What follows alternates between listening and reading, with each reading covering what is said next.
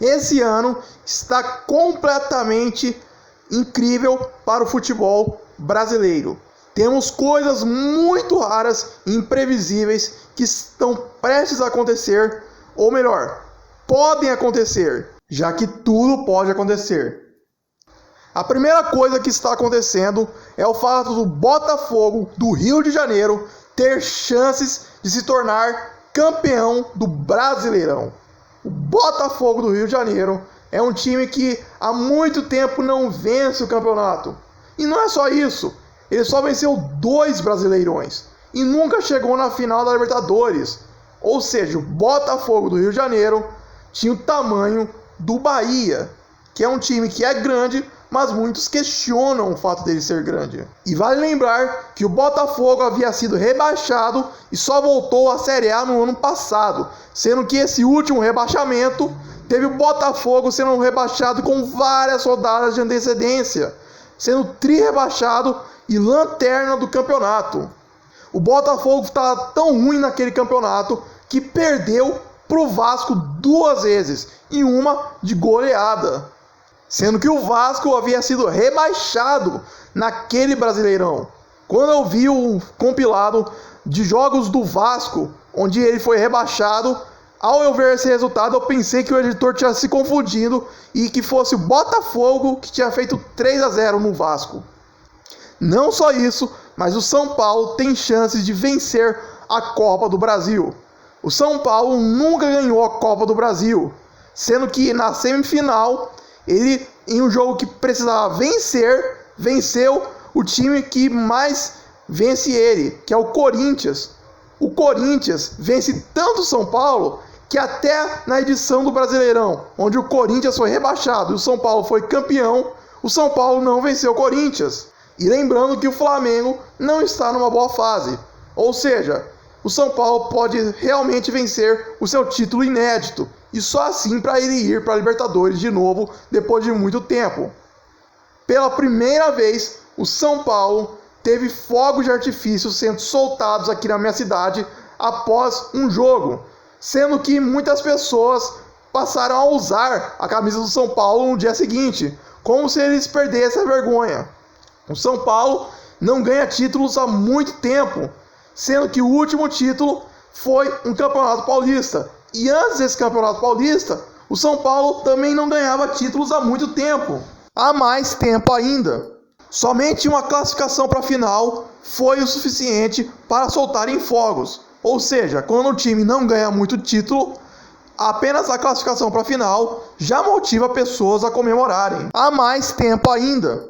Já na Série B, outra coisa inédita pode acontecer. A Série A do Brasileirão, há muito tempo atrás, não recebe times de todos os estados. Quem recebe hoje é a Série D. Por isso, com o rebaixamento sendo criado, muitos estados perderam seus times na Série A. E quando o número de times que concorreram à Série A foi reduzido para 20, o número de estados representados na Série A passou a ser quase sempre 9, sendo que o número máximo era sempre 10. Ou seja, o número de estados que tinham um time na Série A era geralmente menos a metade do número de participantes, 9, sendo que às vezes o número máximo era a metade, ou seja, uma média de 2 times por estado. E sempre quando um time de um estado que não era representado na Série A subia para a Série A, no mesmo ano, um único time de um estado que tinha representação na Série A caía para a Série B. Geralmente, os estados que eram representados na Série A eram o Rio Grande do Sul, Santa Catarina, Paraná, São Paulo, Rio de Janeiro, Minas Gerais, Goiás, Bahia, Pernambuco e só. Entretanto, 2 estados que geralmente não eram representados na Série A, hoje tem times na Série A, que são o Ceará, que tem o Fortaleza, e o Mato Grosso, que tem o Cuiabá. Mas não adiantou muito, porque ainda temos 9 estados apenas representados na Série A. Isso porque o Sport, o único representante de Pernambuco, caiu para a Série B em 2021. E o Avaí, o único representante de Santa Catarina, caiu para a Série B em 2022. Só que nesse ano existe a grande possibilidade de um time catarinense e de um time pernambucano subirem para a Série A. Esses são o Criciúma e o Sport. Entretanto, dois times que são os únicos representantes do seu estado podem sim cair nesse ano para a Série B, que são o Bahia, representando o Bahia, e o Goiás, representando o Goiás. Mas outros times desses mesmos estados podem também subir, que são o Vitória, da Bahia, e o Vila Nova, de Goiás. Outro acontecimento que pode ocorrer é o Santos cair da Série A para B, sendo que o Santos nunca caiu. O Santos é um time tão grande que, mesmo não sendo da capital, muitos não consideram ele sendo um time do interior, já que ele é do litoral. Apesar de que isso também não consideraria times grandes como o Parnaíba, que também fica no litoral, como times do interior.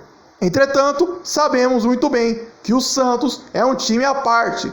Ele e o Guarani são os únicos times fora de uma capital que venceram o Brasileirão. Só que o Santos, obviamente, foi muito além e venceu a Libertadores e 2 Mundiais. Entretanto, o Santos corre sério risco de cair e, pior, sendo substituído por outro time fora da capital paulista, que é o Novo Horizontino, que pode subir da Série B para a Série A. E por fim, a última coisa que pode acontecer de raro ou inovador no futebol brasileiro é o fato do Ferroviário, time da capital do Ceará, Fortaleza, subir da Série D para C. Ora, mas o que tem de diferente um time da Série D subir para C?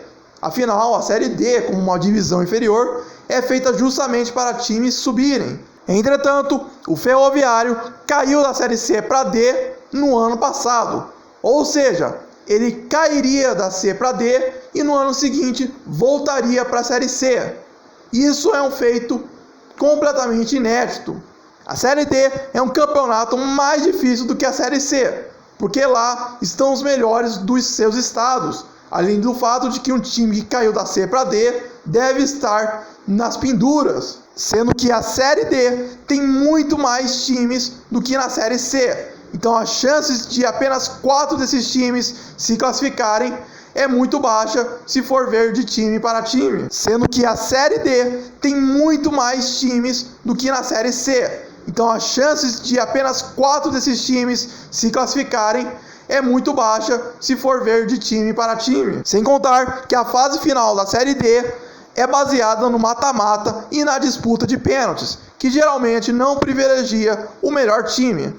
Quando a Série C era a última divisão e não existia a Série D, times como o Fluminense e o Vitória foram rebaixados para a Série C, mas voltaram no ano seguinte para a Série B. Já a Série D é muito recente em comparação às outras, e desde que foi criada, não teve times fazendo esse mesmo feito, de cair para ela e voltar para a divisão acima no ano seguinte. O Ferroviário tem grandes chances de subir de divisão, porque ele agora está nas oitavas de final e empatou no 0-0 o jogo de ida fora de casa. Ou seja, na volta, ele, com a ajuda da torcida, apenas precisa vencer por 1-0 para ir para as quartas de final. E uma vez nas quartas, ele não vai mais pegar um time da sua região, mas sim, ele vai pegar um time com a campanha pior que ele. Já que ele é um time com a maior campanha da Série D dos que não foram eliminados, ele irá pegar o time com a pior campanha da Série D dos que não foram eliminados, o que seria mais uma vantagem para ele passar de fase. E caso ele passe dessas quartas de final, ele irá automaticamente ser promovido para a Série C. E além disso, o Ferroviário está invicto, ou seja, ele não perdeu jogo nenhum.